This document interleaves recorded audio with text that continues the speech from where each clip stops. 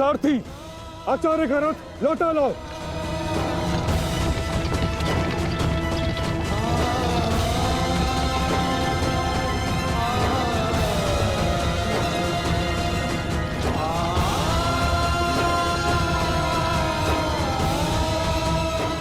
क्षमा चाहता हूँ गुरुदेव, मैंने कभी सोचा भी नहीं था कि आपकी ही सिखाई हुई विद्या का प्रयोग मैं आप पर करूंगा।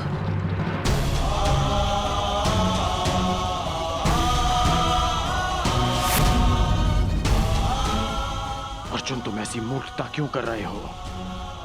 अज्ञातवास पूर्ण होने में कुछ ही समय शेष है, फिर क्यों तुम रणभूमि में उतर आए? मैं माता कुंती को दिया वचन नहीं टूटने दे सकता।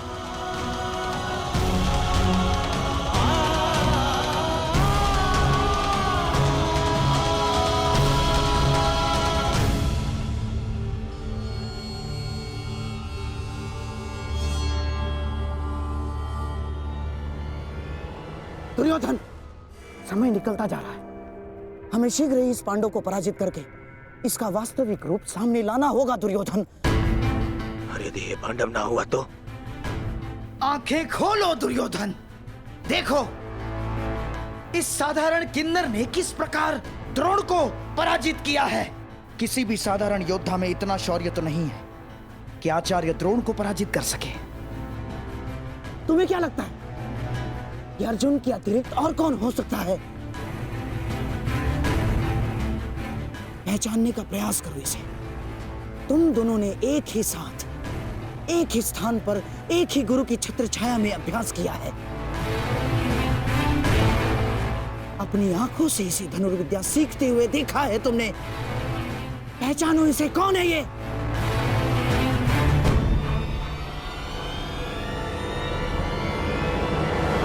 अर्जुन। हाँ दुर्योधन, अर्जुन।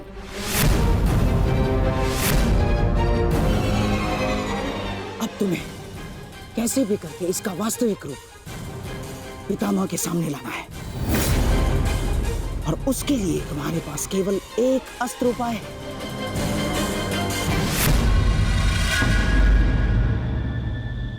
कर्ण। हाँ दुर्योधन, कर्ण ही वो योद्धा है जो अर्जुन का तोड़ है।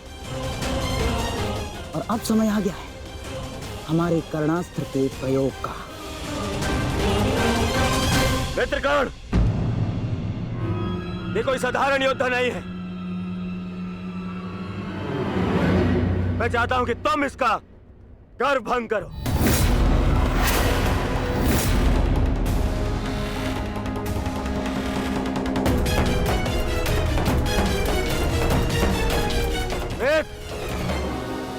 विलंब मत करो,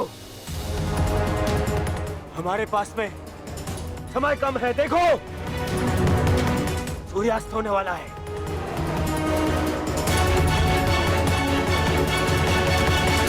यदि एक मित्र का निवेदन स्वीकार नहीं है तो आप हस्तिनापुर के युवराज का आदेश स्वीकार करो। आगे बढ़ो, जाओ।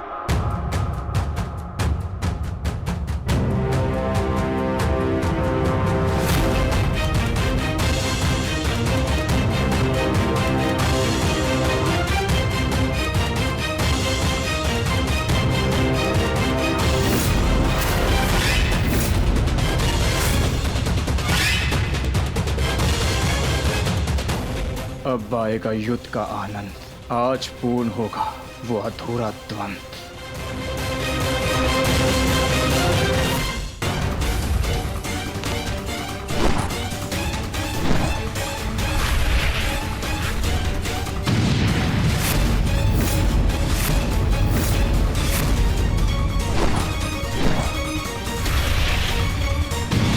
ये छोटे मोटे बाण चलाने का खेल बंद करो अंगराज। अर्जुन को सामने लाना है। वैष्णवास्त्र का प्रयोग करो।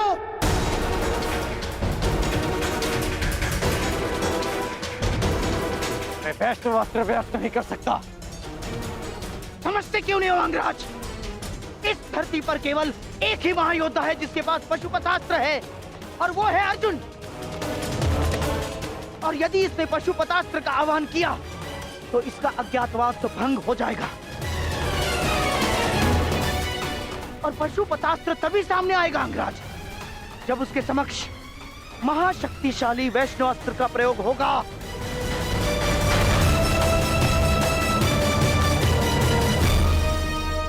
परंतु मैं किन्नर पर वैष्णवास्त्र का प्रयोग नहीं कर सकता।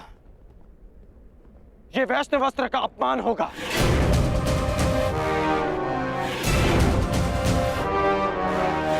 और वैसे भी ये अस्त्र बहुत शक्तिशाली है। तो हमारे सामने खड़ा योद्धा कौन सा कम है अंगराज? देखा नहीं बात ही बात में उसने हमारे सैनिकों को कैसे धूल चटा दी।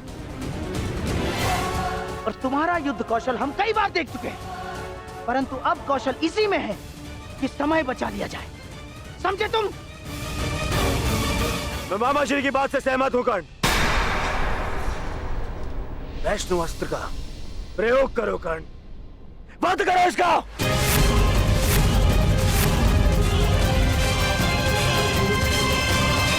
दुर्योधन, अब इस अर्जुन के पास केवल दो ही विकल्प है। एक, या तो वो कर्ण के अस्त्र का उत्तर देने के लिए पशुपतास्त्र का प्रयोग करे और अपना अज्ञातवास तोड़ दे, या फिर मारा जाए।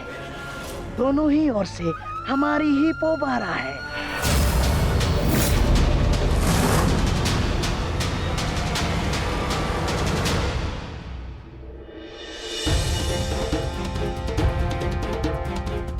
बस कुछ क्षण और, सूर्यास्त होने के साथ साथ यह अज्ञातवास दियास हो जाएगा। बस एक ही भय, हिरलला के अर्जुन होने का भेद ना खुल जाए। ज्येष्ठ, विराटनगर अब सुशर्मा से सुरक्षित है। हम अपना कर्तव्य पूर्ण कर चुके हैं। हमें शीघ्र ही अर्जुन की सहायता के लिए रणभूमि में जाना चाहिए। नहीं भी, हिरलला के रूप में वो भले ही अर्जुन को ना पहचान पाए। यदि हम पांचों एक साथ गए तो अज्ञातवास निश्चित रूप में भंग हो जाएगा। तो क्या हम अनुज अर्जुन को निस्सहाय छोड़ दें? आर्य अर्जुन निस्सहाय नहीं है आर्य भीम, वो तो पशुपतास्त्रधारी है और अभी तक उनकी ओर से कोई सूचना भी नहीं आई। इसका अर्थ तो यही है कि इन्होंने कौरवों को अभी तक उलझा के रखा है। मेरा अनुज अर्जुन वीर है, परंतु वो अकेला आचार्य द्रोण, पितामह भीष्म और कर्ण के बल का सामना कैसे करेगा? वहां शकुनी का छल भी होगा। संशय में मत रहिए ज्येष्ठ, अर्जुन को हमारी आवश्यकता है।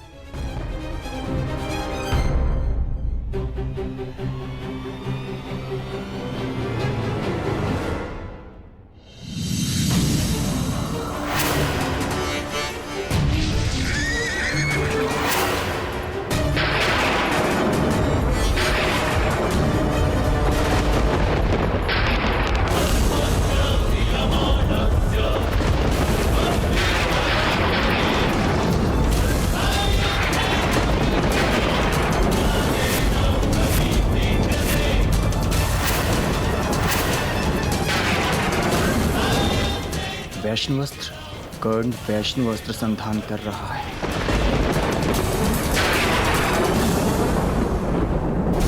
ये पशुपतास्त्र हर दिव्यास्त्र का उत्तर है अर्जुन। वैष्णवास्त्र हो या ब्रह्मास्त्र, पशुपतास्त्र सबको निस्तेज कर देगा।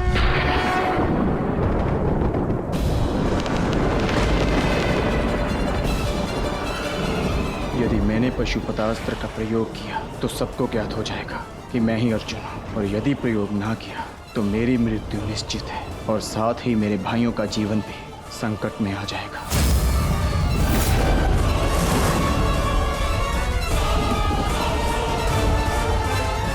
12 वर्ष का वनवास और सही, परंतु मैं अपने भाइयों और पांचाली को निर्बल नहीं होने दूंगा।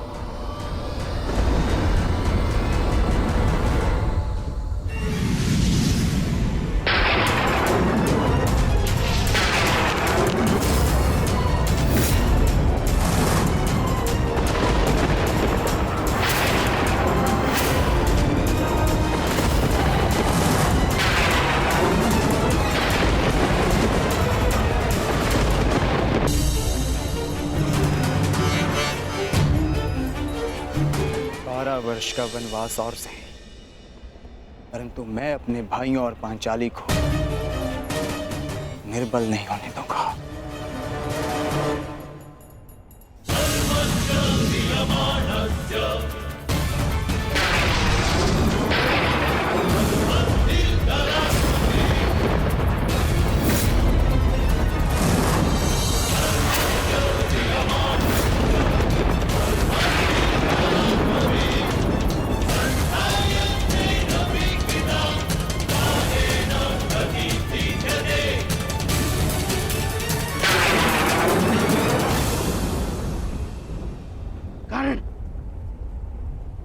अपने मित्र युवराज दुर्योधन को दिया वचन स्मरण करो। प्रयोग करो वैष्णवास्त्र का, प्रयोग करो। मुझे अपने मित्र कर्ण के ऊपर पूर्ण विश्वास है। मैं नहीं चाहता कि भाई भाई पर शस्त्र उठाए, क्योंकि इस युद्ध से विनाश के अतिरिक्त कुछ नहीं मिलने वाला। द्वंद्व अधूरा छोड़कर आ गए। प्रयास किया है कि द्यूत में जो अधर्म हुआ उसे धर्म युद्ध से धोया जा सके, परंतु एक वचन भी है कि आपके पुत्र 1 वर्ष का अज्ञातवास अवश्य पूर्ण करेंगे। कर्ण को अपना हर वचन स्मरण है। मैंने युवराज दुर्योधन के लिए शस्त्र उठाने का वचन दिया है।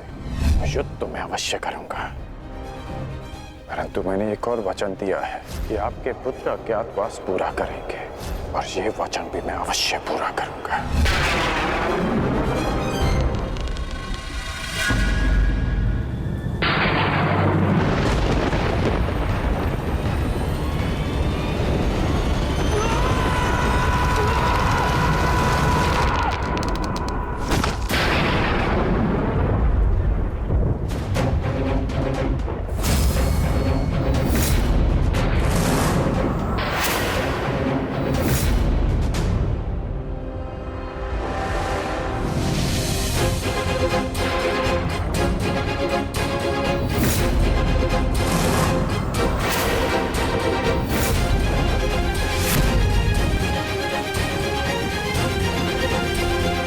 धनुष की प्रत्यंचा टूट गई है बृहन्नला। पता नहीं कौन सी शक्ति है जो तुम्हारी सुरक्षा कर रही है, परंतु ये राधेकर्ण उस शक्ति के समक्ष अपनी पराजय स्वीकार करता है।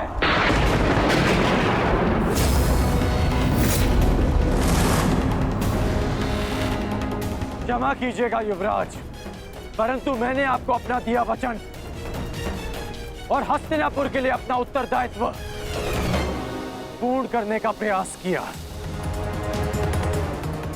परंतु प्रारब्ध ने मेरा साथ नहीं दिया।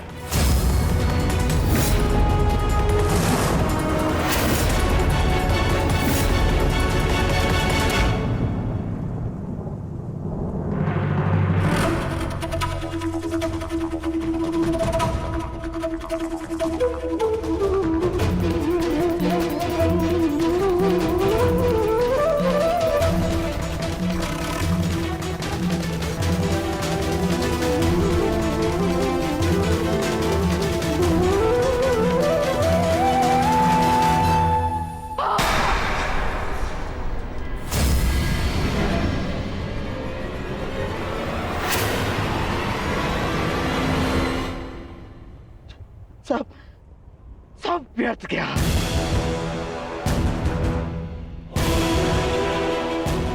इतना परिश्रम, इतनी योजना, सब व्यर्थ गया।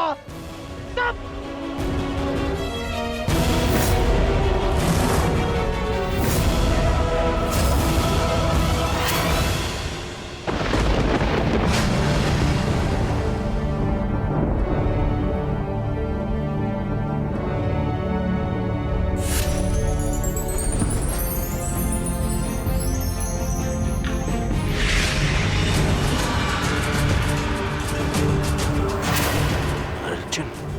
अर्जुन, अर्जुन,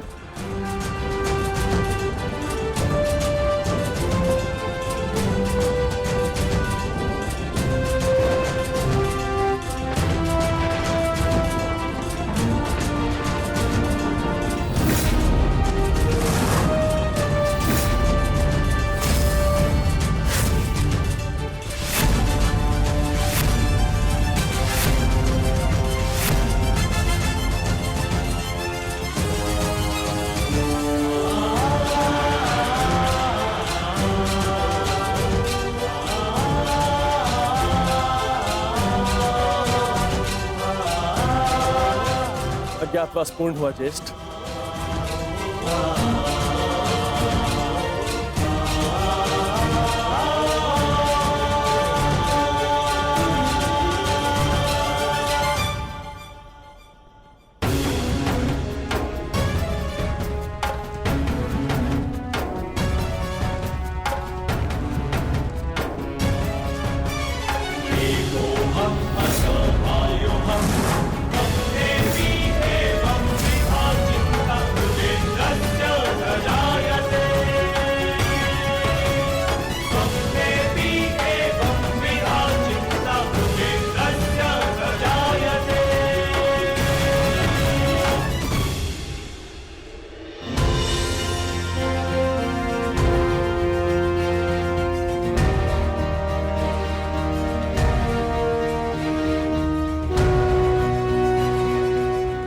नियम के अनुसार हमने 12 वर्ष का वनवास और 1 वर्ष का अज्ञातवास पूर्ण कर लिया है पितामह।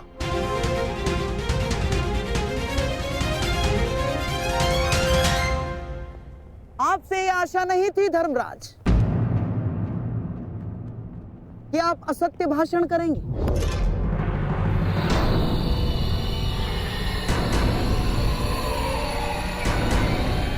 कैसा असत्य? ज्येष्ठ भ्राता श्री ठीक कह रहे हैं, हमारा अज्ञातवास पूर्ण हो चुका है। नहीं प्रिय अर्जुन, सभी नियमों का पालन नहीं हुआ है।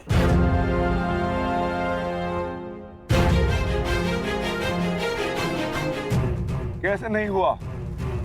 13वें वर्ष में हमें कोई पहचान ना सके, यही नियम था। हाँ,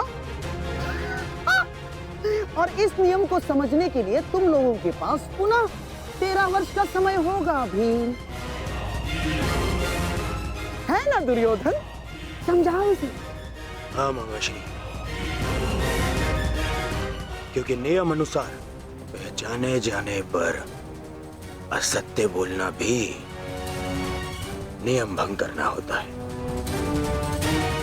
और असत्य बोलकर तुमने नियम भंग किया।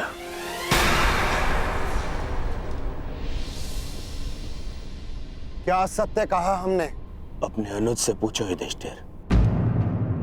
क्यों अर्जुन, जब मैंने तुमसे तुम्हारा परिचय पूछा तो क्या कहा था तुमने? बृहनिल्ला, बृहनिल्ला नाम है मेरा। आचार्य द्रोण पितामह भीष्म के समक्ष, पूरी कौरव सेना के समक्ष अर्जुन ने असत्य कहा था। अपना नाम बृहनला बताया था, अपने आप को किन्नर बताया था।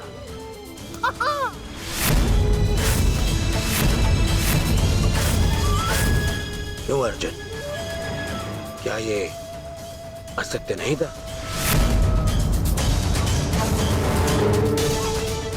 आपने भी तो सुना था पितामह। बोलिए पितामह, अर्जुन ने ऐसा नहीं कहा था? हाँ, अर्जुन ने असत्य कहा था।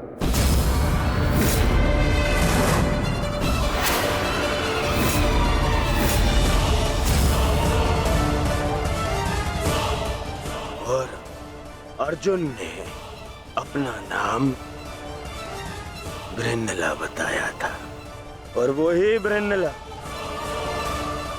अर्जुन बन के सामने खड़ा है।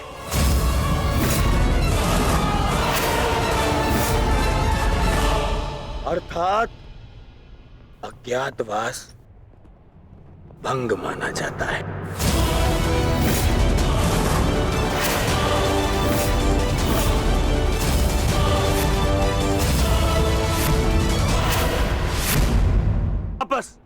वापस वन में जाओ और योजना बनाओ कि अगली बार 12 वर्ष के पश्चात अज्ञातवास में कैसे पकड़े ना जाओ।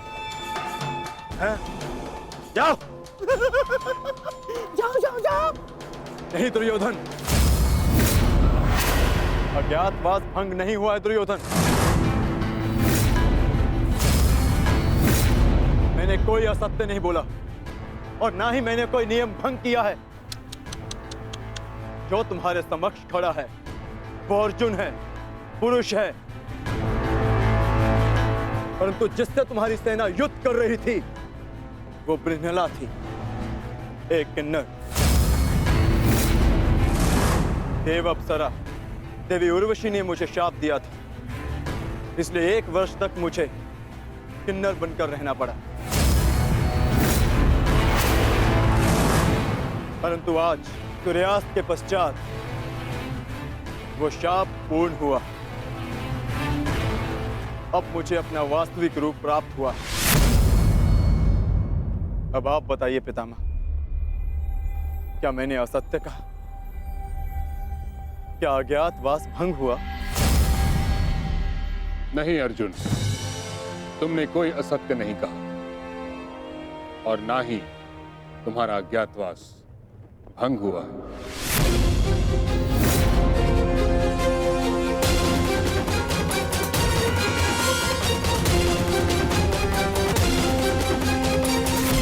परंतु मैंने इसे पहचान लिया था पितामह। नहीं दुर्योधन, तुमने पहचाना नहीं था। तुम्हें आभास हुआ था कि ऐसा बाण केवल अर्जुन चला सकता है। यदि तुम्हें विश्वास होता तो तुम अंगराज से वैष्णवास्त्र का संधान करने को नहीं कहते, इसलिए मौन रहो।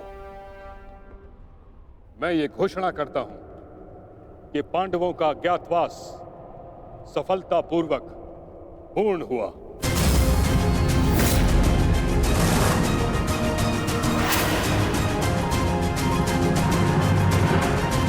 नहीं, नहीं,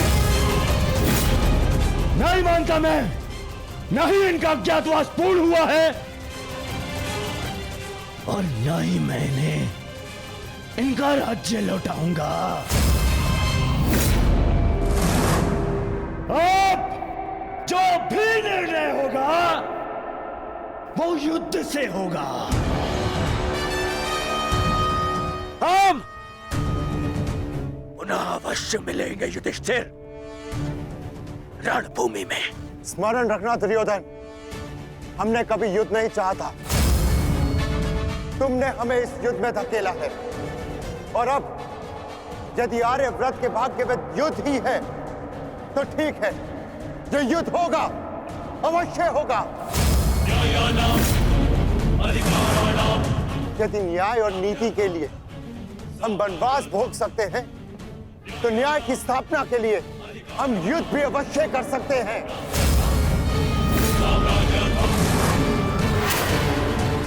उचित कहा तुमने धर्मराज, युद्ध होना निश्चित है जिसे कोई नहीं रोक सकता।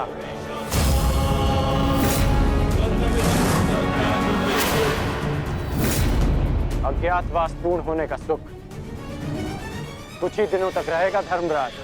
हमने बिन 13 वर्षों को यूं ही नहीं काटा है कर्ण। जानता हूं, परंतु आप ये नहीं जानते कि इन 13 वर्षों के समाप्त होने की प्रतीक्षा आपसे अधिक मैंने की है। हर पल मैंने युद्ध की तैयारी की है धर्मराज।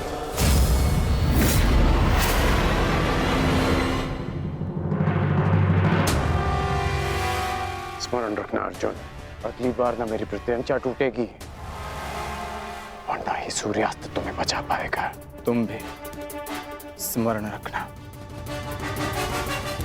अगली बार वैष्णवास्त्र का उत्तर पशुपतास्त्र से मिलेगा।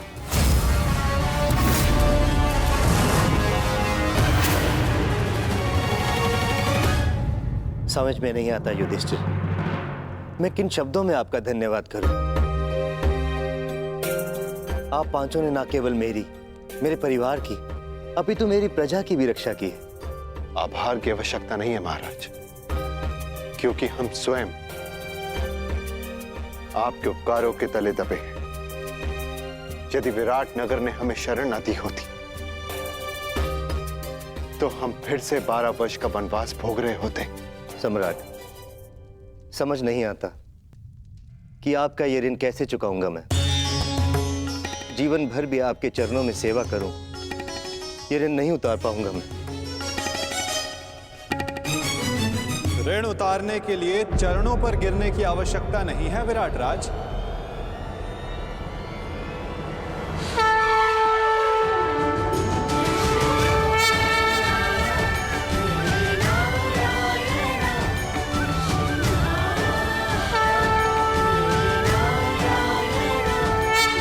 वासुदेव,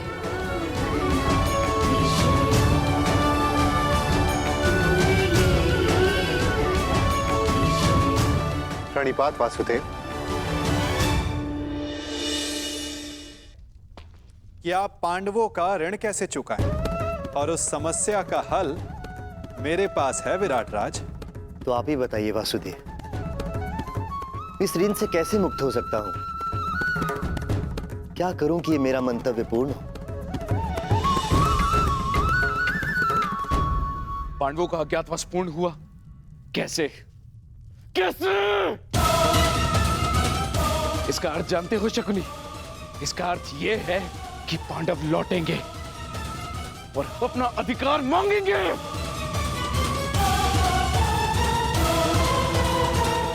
उनके मांगने से क्या होता है पिताश्री? मैं उन्हें अवसर नहीं दूंगा, कुछ नहीं मिलेगा उन्हें पिताश्री। मान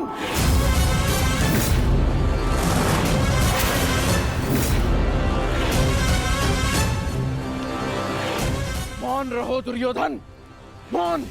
हर बार राज्यसभा में बड़ी बड़ी बातें करते हो, वचन देते हो और हर बार मुंह की खाकर लौटते हो तुम। हस्तिनापुर से सेना ले जाते समय क्या कहा था तुमने? कि पांडवों का अज्ञातवास भंग करके लौटूंगा। और इस समय तुम मेरे समक्ष क्या सूचना लेकर आए हो? कि अकेले अर्जुन ने समस्त कुरु सेना को निरस्त्र कर दिया। एक ही स्वप्न देखा है ना तुमने, सम्राट बनने का। अरे अगर एक अर्जुन को ना संभाल सके तुम, तो ये हस्तिनापुर का साम्राज्य क्या संभालोगे?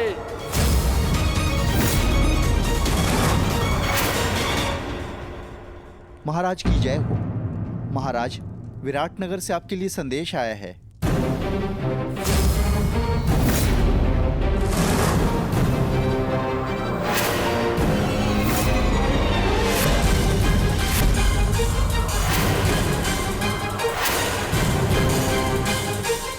कृष्ण, विराटनगर से क्या संदेश आ सकता है? अवश्य उन पांडवों का ही संदेश होगा। युद्ध की चेतावनी भेजी होगी उन्होंने।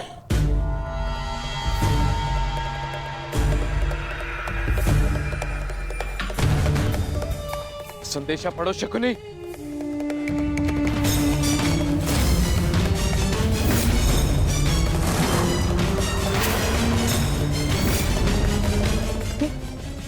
ये कैसे हो सकता है? क्या लिखा है इसमें मामाश्री? ये नहीं हो सकता दुर्योधन।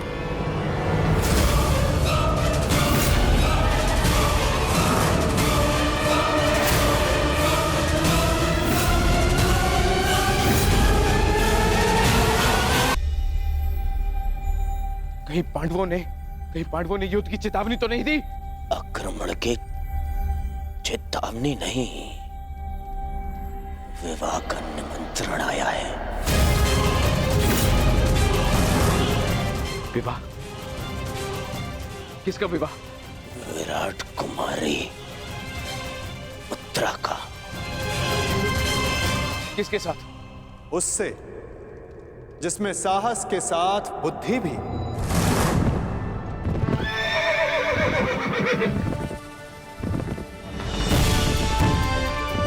उसके हाथों में पर्वतों का बल है, जिसकी गति में पवन सा वेग है।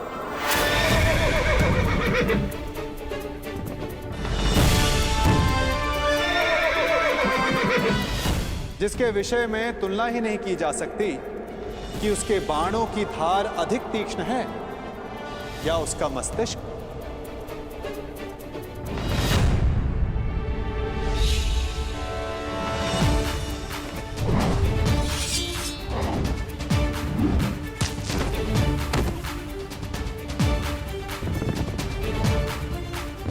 जो नर है, परंतु उसमें सिंह सी शक्ति, जिसे शत्रुओं को देखने के लिए नेत्रों की आवश्यकता नहीं।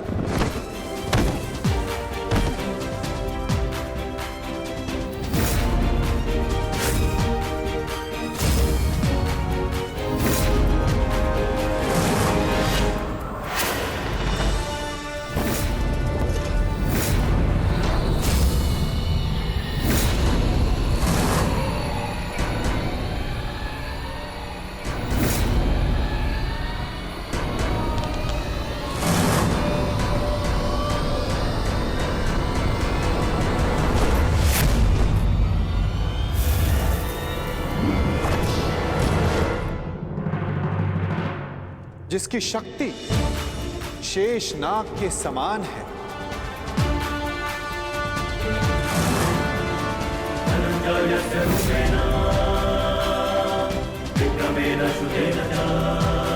जिसके कौशल के समक्ष बड़े से बड़ा योद्धा झुक जाता है।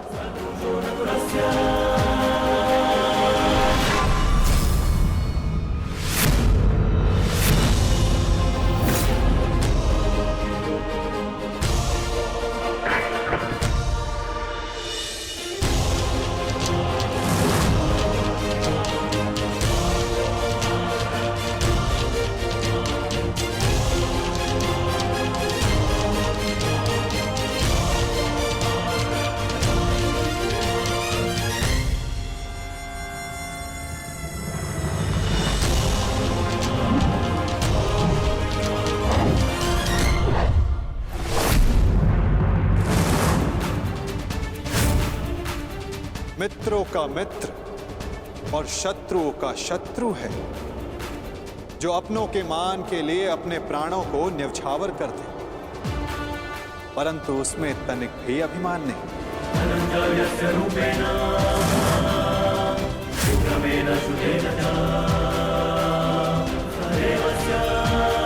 वो जिसे दाऊ और मैंने स्वयं शिक्षा दी, जो कुरुकुल का सूर्य, वो है सुभद्रा और अर्जुन का पुत्र अभिमन्यु।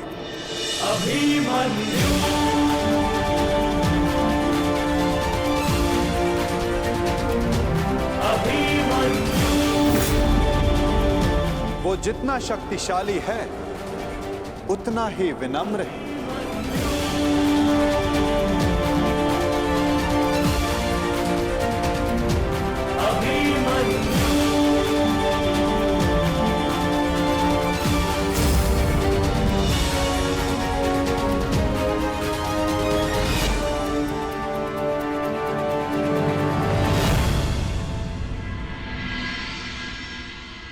हे ईश्वर, इतना बड़ा सौभाग्य, महान धनुर्धर अर्जुन के पुत्र अभिमन्यु का विवाह मेरी पुत्री उत्तरा से।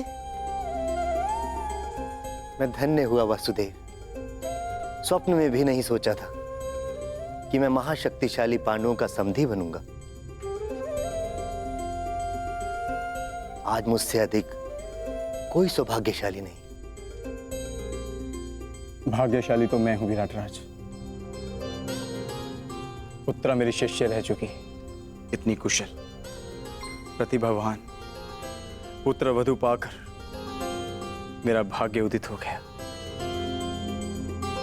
परंतु आप लोग अभी अभिमन्यु से मिले नहीं और मैं चाहता हूं कि उत्तरा के साथ आप भी मिल लें और उसके पश्चात निर्णय लें कि अभिमन्यु उत्तरा के योग्य है या नहीं। अभिमन्यु आपका पुत्र है और जिसके शिक्षक स्वयं वासुदेव हो, तो उसकी योग्यता पर संदेह करना भी पाप है। हम उत्तरा का संबंध अभिमन्यु के साथ करने को प्रस्तुत हैं।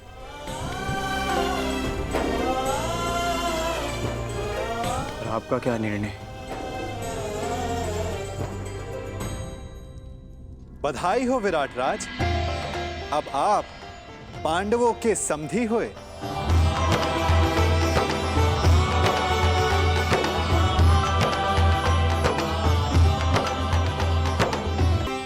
इतना दुस्साहस, इतना दुस्साहस! पहले आओ दिया और अब उसमें नमक छिड़क रहे हैं। हम यहाँ युद्ध का आह्वान कर रहे हैं और वो ये विवाह का निमंत्रण भेज रहे हैं।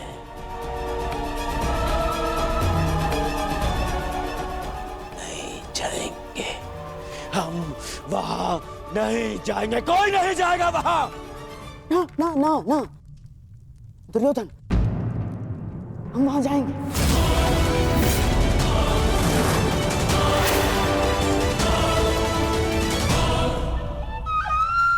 महाराज, मेरा मत है कि हमें वहां जाना चाहिए। युद्ध और संधि अपने स्थान पर है और संबंध अपने स्थान पर है महाराज। कुरुवंश के अगली पीढ़ी का पहला विवाह है ये, और हमें निमंत्रण भी आया है। हमें जाना चाहिए महाराज। हाँ?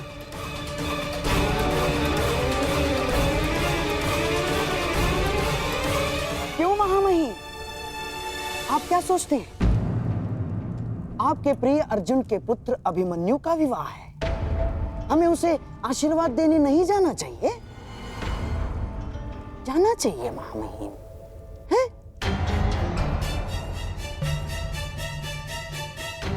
क्यों अंगराज, क्या एक पीढ़ी के बैर का दंड अगली पीढ़ी को देना क्या न्यायोचित है? बोलिए अंगराज। जिनसे युद्ध करना है उनका आतिथ्य ग्रहण करना उचित नहीं है। महाराज, यदि हम पांडवों के अतिथि बने तो वो ये संकेत देगा कि हम उनसे भयभीत हो गए हैं। ना ना ना ना ना ना, अपितु इस निमंत्रण को स्वीकार नहीं किया तो संदेश जाएगा कि हम उनसे भयभीत हैं। महाराज, युद्ध होगा तो होगा, परंतु परिवार से प्रेम का निमंत्रण आया तो हमें उसे स्वीकारना चाहिए महाराज।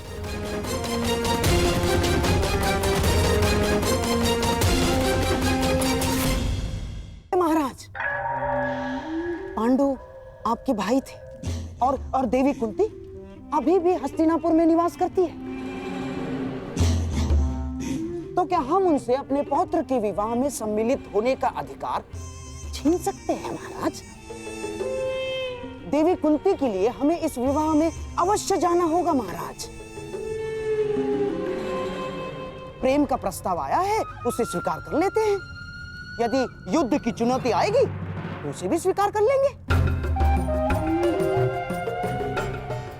मैं जानता हूं महाराज, आपके मन में अभी इस समय क्या दुविधा चल रही है, परंतु हस्तिनापुर के सम्राट होने के नाते आपके भी कुछ उत्तरदायित्व हैं महाराज। आप समझ रहे हैं ना महाराज मैं क्या कह रहा हूं?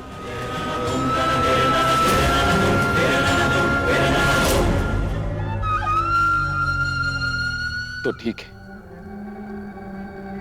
हम इस विवाह में अवश्य जाएंगे।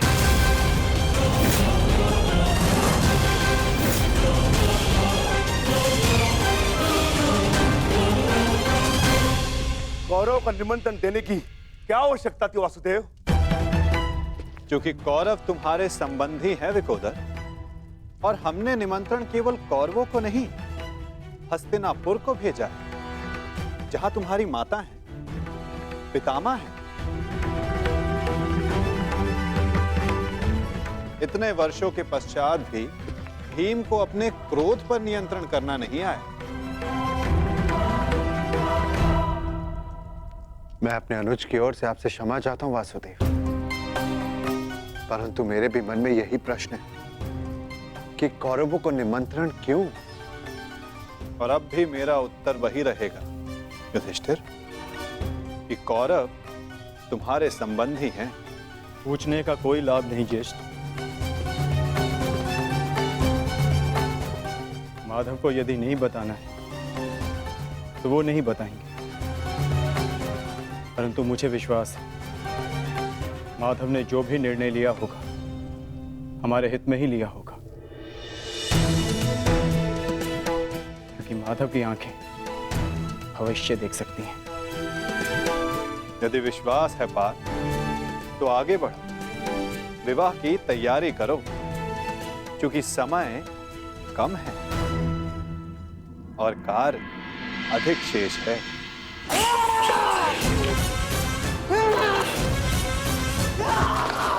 मामा जी,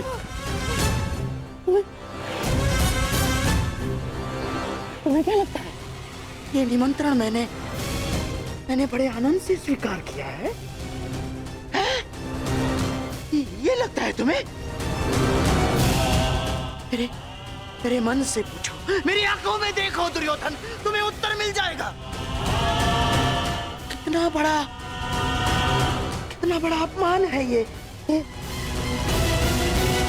निमंत्रण मेरे लिए, ये निमंत्रण। परंतु यदि इतना बड़ा अपमान था मामा श्री, तो निमंत्रण स्वीकार क्यों किया मामा श्री? क्योंकि एक अपमान का उत्तर देने के लिए अपमान को स्वीकारना पड़ता है दुर्योधन। ये विवाह, ये संबंध, ये निमंत्रण मेरे लिए उस कृष्ण का प्रहार है दुर्योधन। प्रहार, बड़ा दुखदायी प्रहार है, और उस प्रहार का उत्तर देने मुझे जाना होगा दुर्योधन। और मैं जाऊंगा। तुम खड़े क्यों हो? तुम बैठो, मैं जाऊंगा। मैं जाऊंगा। मैं कुछ समझ नहीं पा रहा हूँ मामा श्री।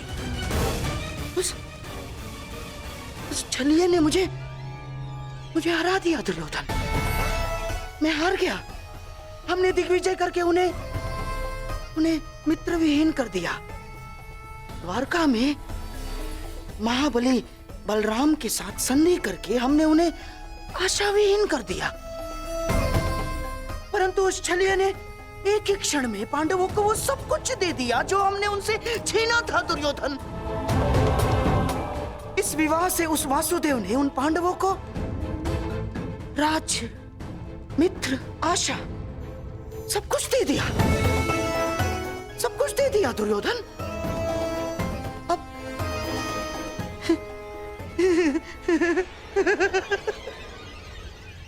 अब तुम्हारे समझ में आया कि उस छलिए ने हमारे साथ कैसा छल किया है।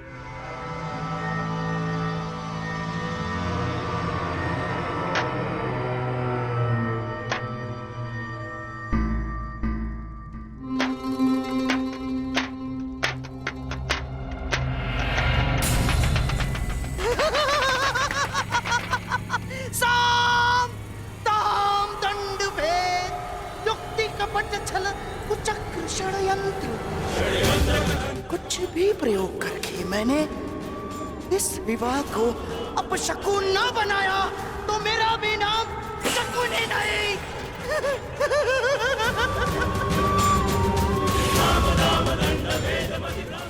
मेरी प्रतिज्ञा है मेरी। पांडवों का सबसे बड़ा सहारा हार जाएंगे वो। उस छलिए को शकुनी का उत्तर मिलेगा दुर्योधन, इसी विवाह में मिलेगा।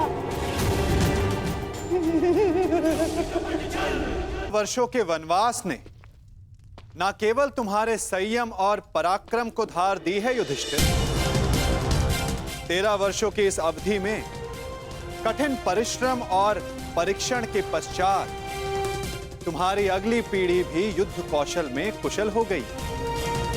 अब तुम सबका वनवास पूर्ण हुआ।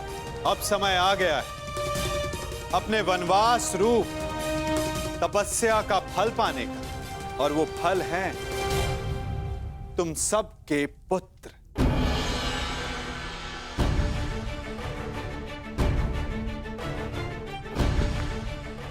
सर्वप्रथम प्रस्तुत है युधिष्ठिर पुत्र प्रतिविंध्य।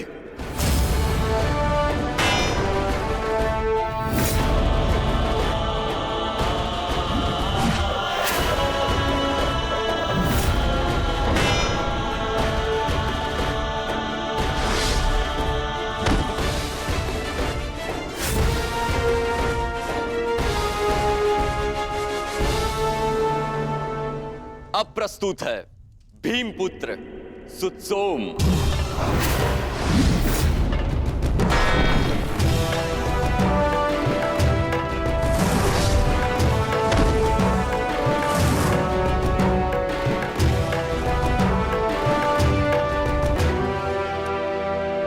अगला शूर है गांडीवधारी अर्जुन का सुपुत्र शुद्धकर्म।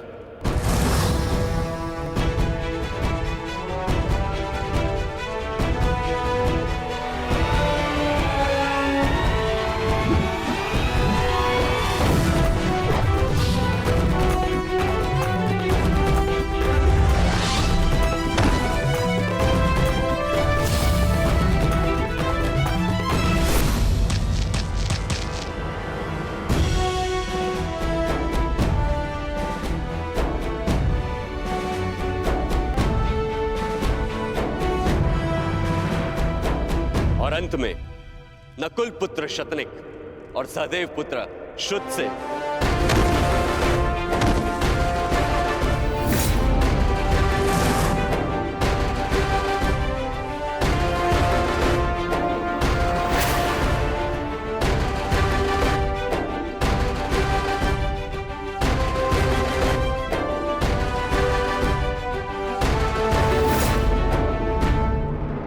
और अब प्रस्तुत होने जा रहा है वो योद्धा जिसने युधिष्ठिर का धर्म भी सीखा है, जिसमें भीम जैसा बल भी है, नकुल की एकाग्रता और सहदेव की चपलता और धनुर्विद्या में अर्जुन जैसी निपुणता।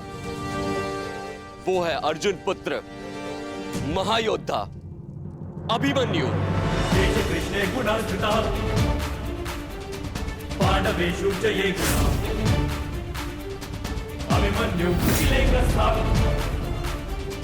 दृश्यन्ते गुणसञ्चया अभिमन्यु।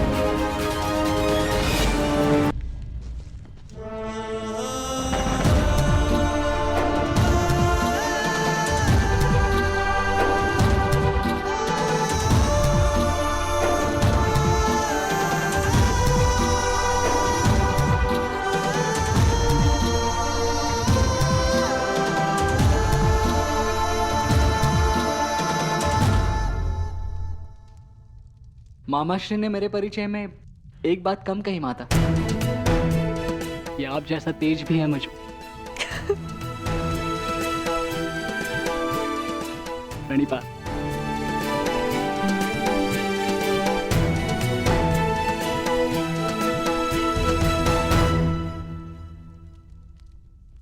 पुत्र अभिमन्यु,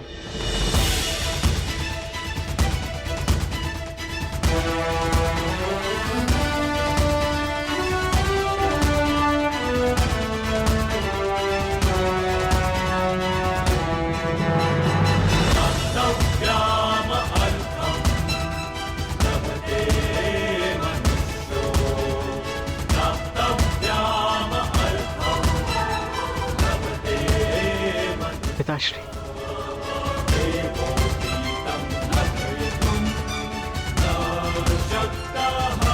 प्रणिपात।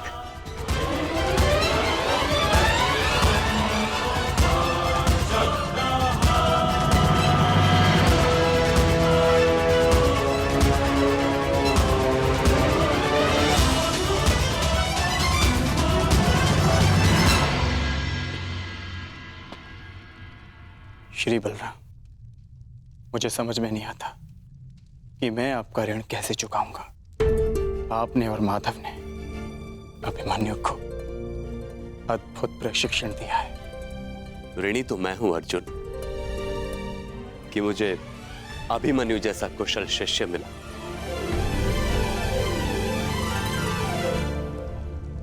आपका पुत्र साम कहाँ है सखा? उसे नहीं लाए साथ में? क्या वो हमसे नहीं मिलना चाहता? वो यहाँ आने के लिए उत्साहित था, परंतु एक विशेष कार्य आ जाने के कारण उसे भेजना पड़ा, इसलिए वो यहाँ नहीं आ पाया।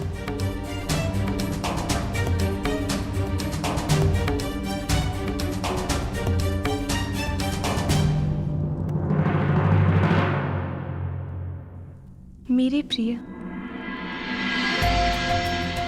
मैंने सदा ईश्वर से यही मांगा कि फिर से एक बार आपसे भेंट करने का अवसर मिल सके, और देखिए ईश्वर ने मेरी इच्छा सुन ली। हमें मिलाने का अवसर निकाल ही लिया।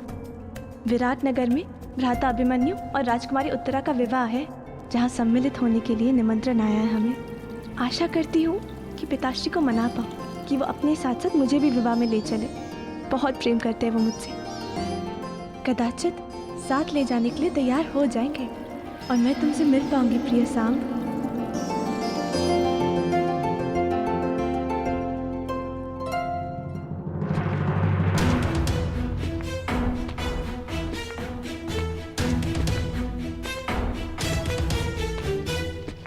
मैं हमेशा से चाहती थी कि मैं और तुम ऐसे ही किसी विवाह में मिले और साथ साथ स्वप्न देखें कि हमारा भी विवाह ऐसे ही जल्द से जल्द हो। समझे? मैं जानती हूँ कि आप इस विषय में गंभीर हैं। आप क्यों ना एक बार अपने पिता श्री वासुदेव कृष्ण से बात करें? मुझे विश्वास है वो अवश्य स्वीकारेंगे। मैंने सुना है कि आपके पिता सबके मन की बात समझ लेते हैं। तो भला अपने ही पुत्र के हृदय की बात वो कैसे ना समझेंगे? यदि आपने अपने पिता से बात नहीं की तो मुझे अपने पिताश्री से बात करनी होगी। और ये आप भली भांति जानते हैं कि मेरे पिता की प्रतिक्रिया कुछ अच्छी नहीं होगी, इसलिए बात बिगड़ने से पहले ही संभाल लीजिए प्रिय। बहुत सारा प्रेम, केवल तुम्हारी लक्ष्मणा। सावधान, युवराज दुर्योधन पधार रहे हैं।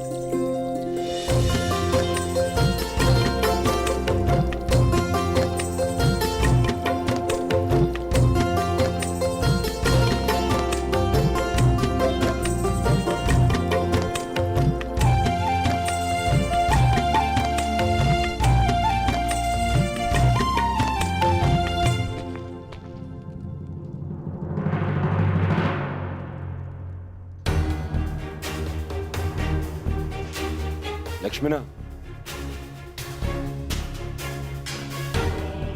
पिताश्री,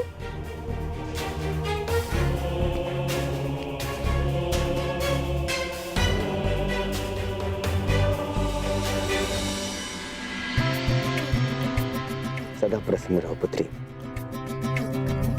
प्रणिपात। अरे, हमारी पुत्री तो प्रतिदिन और भी ज्यादा सुंदर होती जा रही है। लगता है शीघ्र ही स्वयंवर रचना पड़ेगा आपका। युवराज की जय हो, राजकुमारी की जय हो।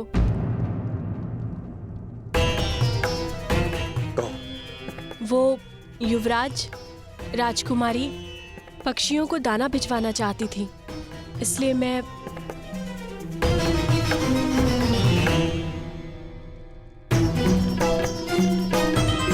हाँ हाँ दे रहे हैं ना।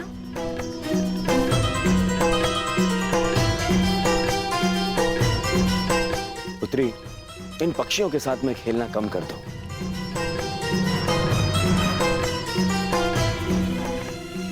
और अपनी माता से संसार और खरड़वार की सीख लेनी चाहिए।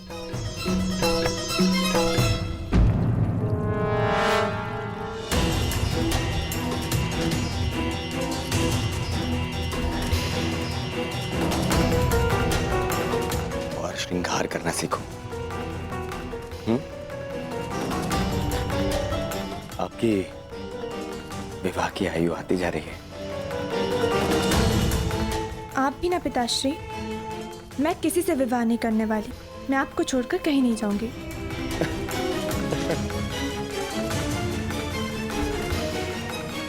विवाह तो हर कन्या को करना ही होता है। और फिर अपने पिता का घर के जाना होता है। नहीं,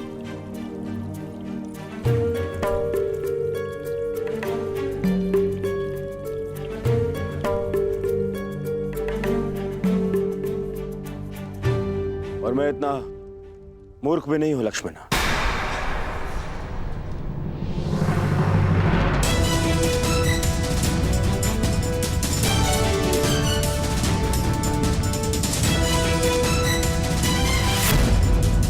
और आपको लगता है कि आप अपने पिता से कुछ भी छुपाने में सक्षम हैं?